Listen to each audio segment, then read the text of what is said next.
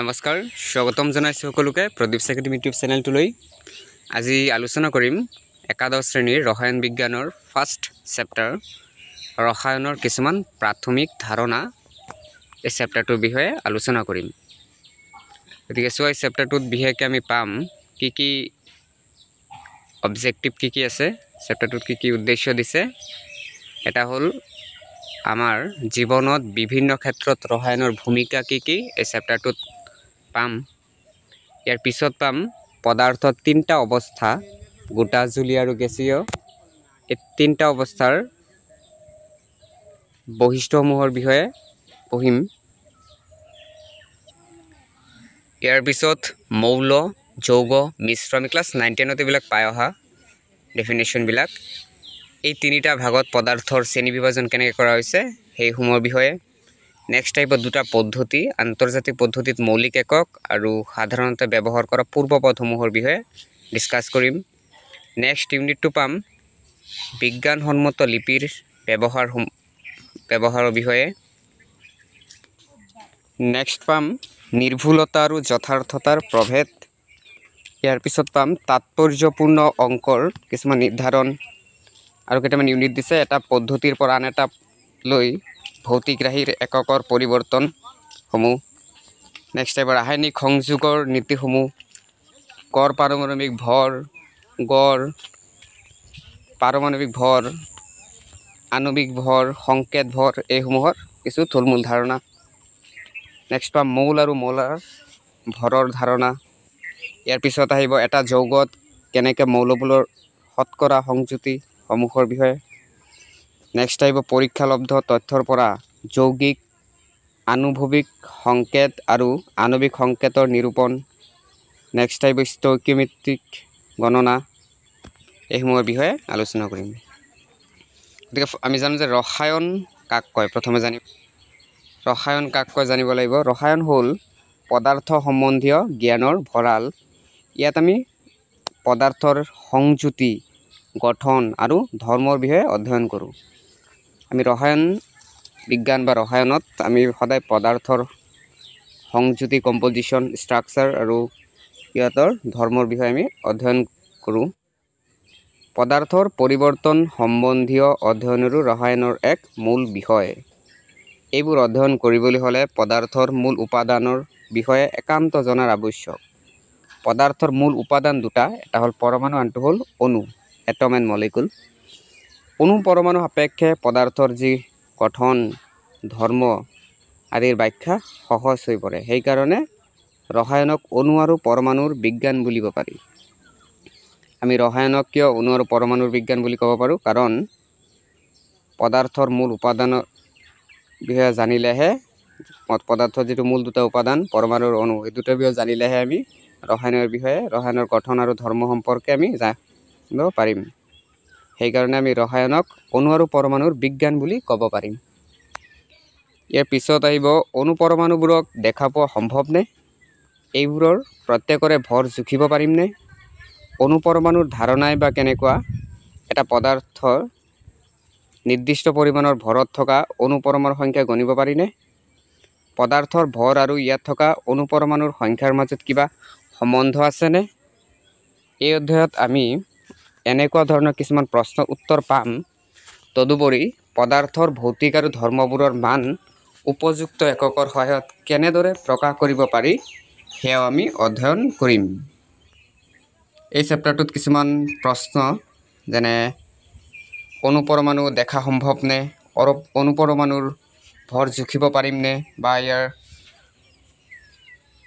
ধাৰণা বা কেনেকুৱা, বা এটা পদাৰ্থত নিৰ্দিষ্ট পৰিমাণৰ ভৰৰ অণু বা পৰমাণুৰ সংখ্যা আমি গণিব পাৰিমনে? এই প্ৰশ্নকেইটাৰ উত্তৰ এই চেপ্টাৰটোত পাম। গতিকে 1.1 ইউনিটটো চোৱা, ৰসায়নৰ প্ৰয়োজনীয়তা, ইম্পৰ্টেঞ্চ অফ কেমেষ্ট্ৰি। আমাৰ ৰসায়নৰ কি প্ৰয়োজন আছে গতিকে চোৱা। বিজ্ঞান হ'ল প্ৰণালীবদ্ধ জ্ঞান।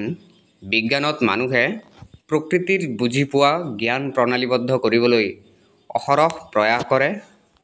সুবিধাৰ বাবে বিজ্ঞানক কিছুমান শাখাত বিভক্ত কৰা হৈছে। এটা ৰসায়ন বিজ্ঞান, পদাৰ্থ বিজ্ঞান, জীৱ বিজ্ঞান, ভূবিজ্ঞান আদি। এইকেইটা শাখাৰ বিষয়ে তোমালোকে জানাই নিশ্চয়। ৰসায়নত আমি পদাৰ্থৰ সংযুতি, ধৰ্ম আৰু পৰিৱৰ্তনৰ সম্বন্ধে অধ্যয়ন কৰোঁ। সদায় আমি ৰসায়নত পদাৰ্থৰ সংযুতি কেনেকুৱা, ধৰ্ম কেনেকুৱা, ইয়াৰ বিষয়ে অধ্যয়ন কৰোঁ। পদাৰ্থক দুই ধৰণৰ পৰিৱৰ্তন হ'ব পাৰে, এটা ৰাসায়নিক পৰিৱৰ্তন, আনটো হ'ল ভৌতিক পৰিৱৰ্তন। ৰসায়নৰ পৰিৱৰ্তন হ'ল ৰসায়নৰ যিখিনি পৰিৱৰ্তনক আমি ৰসায়ন পৰিৱৰ্তন বুলি কওঁ। আৰু ভৌতিক যিটো পৰিৱৰ্তন, ইয়াৰ ধৰ্ম, গঠন, ৰং এইবোৰ হ'ব ভৌতিক পৰিৱৰ্তন। পদাৰ্থৰ পৰিৱৰ্তন বিশেষকৈ ৰাসায়নিক পৰিৱৰ্তন কেনেদৰে হয় সেই বিষয়ে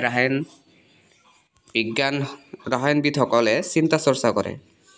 ৰসায়ন হ'ল বিজ্ঞানৰ মধ্যমণি। পদাৰ্থ বিজ্ঞান, জীৱবিজ্ঞান, ভূবিজ্ঞান আদি বিজ্ঞানৰ সকলো শাখাৰ লগতে ৰসায়ন সম্বন্ধ আছে।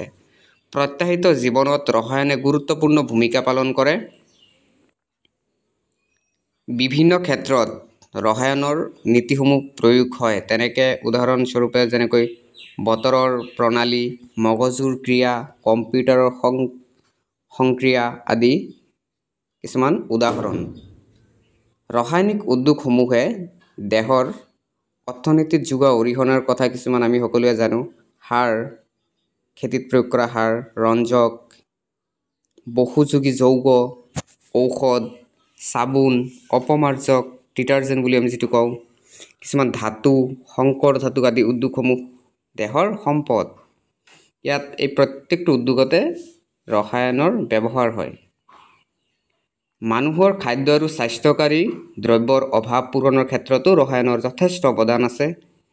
জীৱন যাপনৰ মান উন্নত কৰিবলৈ ৰসায়ন ব্যৱহাৰ কৰা হয়। বহু জীৱন ৰক্ষাকাৰী দৰৱো ৰসায়নে যোগান ধৰিছে।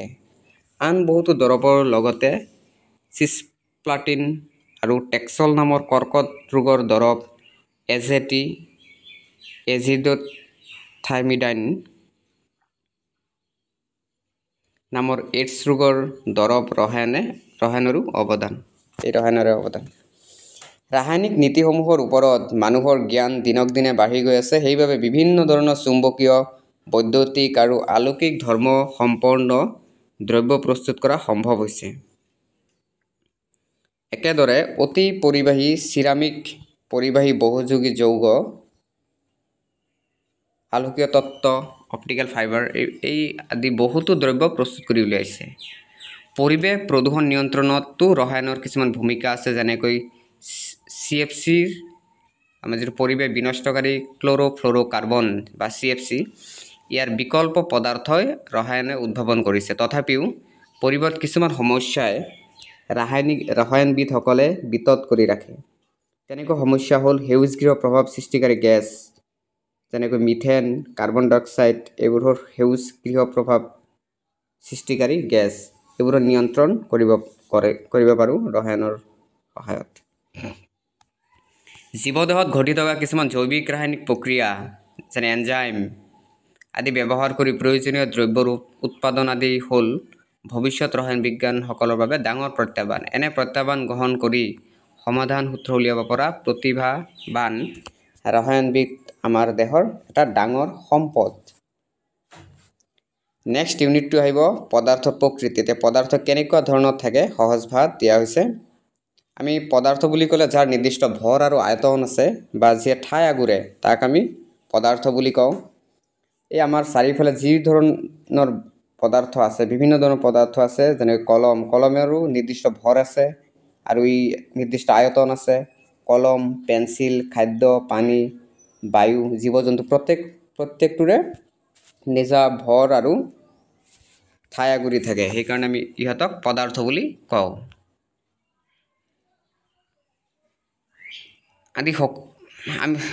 তোমালোকে জানা যে বিভিন্ন পদাৰ্থ তিনিটা অৱস্থা, যেনে ভৌতিক, জুলীয়া আৰু গেছীয়। ভৌতিক অৱস্থাত তিনিটা হ'ল কঠিন, জুলীয়া আৰু গেছীয়। এই তিনিটা অৱস্থাত পদাৰ্থৰ ভৌতিক অৱস্থা বুলি কওঁ। কঠিন অৱস্থাত কণাবোৰ অতি ওচৰা-ওচৰিকৈ এটা নিৰ্দিষ্ট ক্ৰমত সজ্জিত হৈ থাকে। এই অৱস্থাত কণাবোৰৰ গতি সীমিত, ইহঁতে যেনি তেনি গতি কৰিব নোৱাৰে। আৰু জুলীয় অৱস্থাত পদাৰ্থৰ কণিকাবোৰৰ ওচৰা-ওচৰিকৈ থাকে, যদি ইফালে সিফালে গতি কৰিব পাৰে। আনহাতে গেছীয় অৱস্থাত আনহাতে গেছীয় অৱস্থাত কণাবোৰ যথেষ্ট দূৰে দূৰে থাকে আৰু ইহঁতে যেনি তেনি গতি কৰিব পাৰে, যিটো ৰেণ্ডমনেছ মেনাৰ বুলি কওঁ। যিকোনো দিশত পদাৰ্থৰ কণিকাবোৰে গেছীয় অৱস্থাত গতি কৰিব পাৰে। এতিয়া কণাবোৰৰ সজ্জাৰ কিছুমান পাৰ্থক্যৰ ওপৰত ভিত্তি কৰি ইয়াক কিছুমান বৈশিষ্ট্য দিয়া হৈছে। এটা হ'ল কঠিন পদাৰ্থৰ আমি জানো যে নিৰ্দিষ্ট আয়তন আৰু নিৰ্দিষ্ট আকৃতি আছে। জুলীয় পদাৰ্থৰ নিৰ্দিষ্ট আয়তন আছে যদিও নিৰ্দিষ্ট আকৃতি নাই। যিটো পাত্ৰত ৰখা হয় জুলীয়া পাত্ৰ সেই পাত্ৰৰ আকৃতিৰ হয়, যেনে পানী। আমি পানী বটলটোত ৰাখিলে বটলৰ ষ্ট্ৰাকচাৰ লৈ লয়, যিকোনো পাত্ৰত ৰাখোঁ আমি তাৰ আৰ্হিটো লৈ লয়। গেছীয় পদাৰ্থৰো নিৰ্দিষ্ট আয়তনো নাই, আকৃতিও নাই। গতিকে পাত্ৰ সৰুই হওক বা ডাঙৰ, একেখিনি গেছে পাত্ৰটো আটাইখিনি আয়তন আগুৰে। একেটা পদাৰ্থকে আমি তিনিটা অৱস্থাত পাব পাৰোঁ। উষ্ণতা আৰু চাপ সলনি কৰি এই অৱস্থাক আন এটা অৱস্থালৈ নিব পাৰোঁ। কঠিন পদাৰ্থ এটাক উত্তপ্ত কৰিলেই জুলীয় অৱস্থা প্ৰাপ্ত হয়। জুলীয় পদাৰ্থটো উত্তপ্ত কৰিলে গেছীয় অৱস্থা, আৰু গেছীয় অৱস্থাত যদি আমি চেঁচা কৰোঁ তেতিয়া জুলীয় অৱস্থা, আৰু জুলীয় পদাৰ্থক পুনৰ চেঁচা কৰিলেই গোট মাৰি কঠিন অৱস্থা প্ৰাপ্ত হয়। ইয়াত চিত্ৰটো দিছে কঠিন পদাৰ্থক আমি যদি তাপ দিওঁ তেতিয়া জুলীয় পদাৰ্থ হয়। জুলীয়াক তাপ দিলে গেছীয় অৱস্থা, আকৌ গেছীয়ক চেঁচা কৰিলে জুলীয়া পাওঁ, জুলীয়াক চেঁচা কৰিলে আমি আকৌ কঠিন পদাৰ্থ পাওঁ। এই কঠিন, জুলীয় আৰু গেছীয় তিনিটা পদাৰ্থক ভৌতিক শ্ৰেণীবিভাজন বুলিও ভাবিব পাৰোঁ। আৰু ৰাসায়নিক শ্ৰেণীবিভাজন হ'ল দুটা ভাগত ভগাইছে। এটা হ'ল বিশুদ্ধ পদাৰ্থ আৰু মিশ্ৰ পদাৰ্থ। বিশুদ্ধ পদাৰ্থক আকৌ দুটা ভাগত ভাগ কৰা হৈছে, এটা হ'ল মৌল, আনটো হ'ল যৌগ। তেনেদৰে মিশ্ৰও দুই ধৰণৰ, এটা হ'ল সমহত্ব মিশ্ৰ পদাৰ্থ, আনটো হ'ল অসমহত্ব মিশ্ৰ পদাৰ্থ। ইয়াত চিত্ৰটো দিছে শ্ৰেণীবিভাজনৰ। পদাৰ্থক দুটা ভাগত ভাগ কৰা হৈছে, এটা হ'ল মিশ্ৰ পদাৰ্থ, আনটো হ'ল বিশুদ্ধ পদাৰ্থ। মিশ্ৰ পদাৰ্থক দুটা ভাগ কৰিছে, এটা হ'ল সমহত্ব মিশ্ৰ পদাৰ্থ, আনটো হ'ল অসমহত্ব মিশ্ৰ পদাৰ্থ। বিশুদ্ধ পদাৰ্থক দুটা ভাগত ভাগ কৰিছে, এটা হ'ল মৌল, আনটো হ'ল যৌগ। গতিকে আমাৰ চাৰিওফালে অলেখ মিশ্ৰ পদাৰ্থ আছে, যেনে বায়ু এবিধ মিশ্ৰ পদাৰ্থ। পানীত চেনি মিহলালেও এই মিশ্ৰ পদাৰ্থ পোৱা যায়। তেনেদৰে আমি খোৱা চাহখিনিও মিশ্ৰ পদাৰ্থ। আৰু মিশ্ৰ পদাৰ্থ কাক কয়? দুটা বা তাতোধিক পদাৰ্থ মিহলি হৈ থাকিলে তাক আমি মিশ্ৰ পদাৰ্থ বুলি কওঁ। মিশ্ৰৰ উপাদান কেইটা যিকোনো অনুপাতত মিহলি হৈ থাকিব পাৰে। মিশ্ৰ পদাৰ্থ এটাৰ সকলো অংশতে উপাদানৰ মাজৰ অনুপাত যদি একে হয়, সকলো ঠাইতে মিশ্ৰ পদাৰ্থ এটাৰ উপাদান যদি একে থাকে তাক আমি সমহত্ব মিশ্ৰ পদাৰ্থ বুলি কওঁ। যেনেকৈ বায়ু আৰু পানীত চেনিৰ দ্ৰৱ হ'ল সমহত্ব মিশ্ৰ।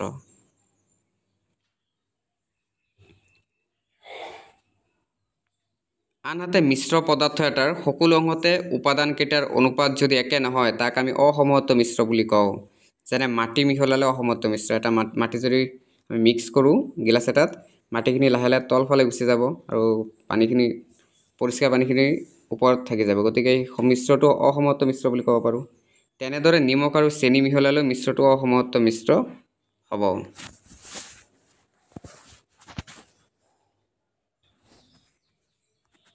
মিশ্ৰৰ উপাদানবোৰক আকৌ ভৌতিক পদ্ধতি যেনে হাতেৰে বাছি ফিল্টাৰ কৰি পাতন কৰি পৃথক কৰিব পাৰোঁ। আৰু ইতিমধ্যে তোমালোকে জানিলা যে উপাদানবোৰক যিকোনো অনুপাতত মিহলালে মিশ্ৰ পদাৰ্থ পাব পাৰি। ইয়াত নিৰ্দিষ্ট সংযুতি বুলি একো নাই। আনহাতে বিশুদ্ধ পদাৰ্থ এটা নিৰ্দিষ্ট সংযুতি, যেনে হাইড্ৰজেন, অক্সিজেন, কপাৰ, চিলভাৰ, পানী, গ্লুক'জ আদি অলেখ বিশুদ্ধ পদাৰ্থ আছে। পানী হ'ল হাইড্ৰজেন আৰু অক্সিজেনৰ দ্বাৰা গঠিত হয় আৰু তাৰ ভৰ অনুপাত 1:8। এইখিনি চাবা। নেক্সট হ'ব, আমি পাইছোঁ যে বিশুদ্ধ পদাৰ্থ দুই ধৰণৰ, এটা হ'ল মৌল, আনটো হ'ল যৌগ। এটা মৌল সদায় এক ধৰণৰ কণাৰ সমষ্টি। এই কণাবোৰ পৰমাণু বা অণু হ'ব পাৰে। হাইড্ৰজেন, অক্সিজেন, কপাৰ এইবিলাক কিছুমান মৌলৰ উদাহৰণ। প্ৰতিটো মৌলই একোবিধ কণাৰ সমষ্টি। হাইড্ৰজেন সদায় এক ধৰণৰ পদাৰ্থ, হাইড্ৰজেন পৰমাণুৰে গঠিত। অক্সিজেন এক ধৰণৰ পৰমাণু, যেনে অক্সিজেন পৰমাণুৰ দ্বাৰা গঠিত হয়। এতিয়া বেলেগ বেলেগ মৌলৰ পৰমাণুবোৰ সদায় বেলেগ বেলেগ আমি জানো। কিছুমান মৌল যেনে ছ'ডিয়াম, কপাৰ আদি পৰমাণুবোৰ লগ লাগি থাকে। আন কিছুমান ক্ষেত্ৰত আকৌ মৌলৰ দুটা বা তাতোধিক পৰমাণু লগ লাগি অণু গঠন কৰে। যেনে হাইড্ৰজেনৰ দুটা পৰমাণু লগ লাগি হাইড্ৰজেন অণু গঠন হয়। নাইট্ৰজেনৰ ক্ষেত্ৰতো দুটা পৰমাণু লগ লাগি নাইট্ৰজেন অণু গঠন হয় অক্সিজেনৰ দুটা পৰমাণু লগ লাগি অক্সিজেন অণু গঠন হয় সেইকাৰণে আমি এই নাইট্ৰজেন অক্সিজেন এইকেইটাক দ্বিপাৰমাণৱিক আয়ন বুলি কওঁ বেলেগ বেলেগ মৌলৰ পৰমাণু ইয়াত চোৱা দিয়া আছে কিছুমান চিত্ৰ দিছে কিছুমান পৰমাণু কিছুমান অণু হাইড্ৰজেন তাত হাইড্ৰজেনে থাকে অক্সিজেনে থাকে কিন্তু এটা হাইড্ৰজেন আৰু আন এটা হাইড্ৰজেন লগ লাগি এটা হাইড্ৰজেন অণু গঠন হয় এটা অক্সিজেন পৰমাণু আন এটা অক্সিজেন পৰমাণু লগ লাগি দুটা অক্সিজেন অণু গঠন হয় বেলেগ বেলেগ মৌলত দুটা বা তাতোধিক পৰমাণু যোজিত হ'লে মৌলটো অনুগঠিত হয় উদাহৰণস্বৰূপে পানীত পানী আৰু কাৰ্বন ডাই অক্সাইড অণু ইয়াত পানী চোৱা দুটা হাইড্ৰজেন পৰমাণু লগ লাগি আছে আৰু এটা অক্সিজেন লগ লাগি পানীৰ অণু গঠন হয় কাৰ্বন ডাই অক্সাইড কাৰ্বন এটা অক্সিজেন দুটা লগ লাগি কাৰ্বন ডাই অক্সাইড অণু গঠন হয় তেনেদৰে দুটা অক্সিজেন পৰমাণু আৰু এটা কাৰ্বন পৰমাণু যোজিত হৈ এটা কাৰ্বন ডাই অক্সাইড অণু গঠন হয় গতিকে আমি ক'ব পাৰোঁ যে কোনো এটা যৌগত থকা বিভিন্ন মৌলৰ পৰমাণুবোৰৰ মাজত এটা নিৰ্দিষ্ট অনুপাত থাকে ই সলনি নহয় বিভিন্ন মৌলৰ পৰমাণুবোৰৰ মাজত থকা অনুপাতটো যৌগটোৰ এটা বৈশিষ্ট্য আকৌ যৌগটোৰ ধৰ্ম তাত থকা মৌলসমূহতকৈ বেলেগ যেনে হাইড্ৰজেন আৰু অক্সিজেন হ'ল গেছ কিন্তু সিহঁতে গঠন কৰা যিটো যৌগ ওলায় সেইটো হ'ল জুলীয়া হাইড্ৰজেন গেছে নিজে নিজে জ্বলে আৰু অক্সিজেনে দহনত সহায় কৰে কিন্তু পানীক জুই নুমাবলৈহে ব্যৱহাৰ কৰা হয় তদুপৰি যৌগৰ উপাদানবোৰক সহজ ভৌতিক পদ্ধতিৰে পৃথক কৰিব নোৱাৰি ইয়াক ৰাসায়নিক পদ্ধতিৰেহে পাৰি গতিকে ইন্ট্ৰডাকশ্যনটো দিলোঁ এইটো ভিডিঅ'ত নেক্সট ভিডিঅ'ত বাকী যিখিনি ইউনিট আছে পদাৰ্থ ধৰ্ম আৰু সেইবোৰৰ যোগ আৰু বাকী যিকেইটা ইউনিট দিছে সেইকেইটা ডিছকাছ কৰিম গতিকে ভিডিঅ'টো শেহলৈকে চাবৰ বাবে ধন্যবাদ থাকিল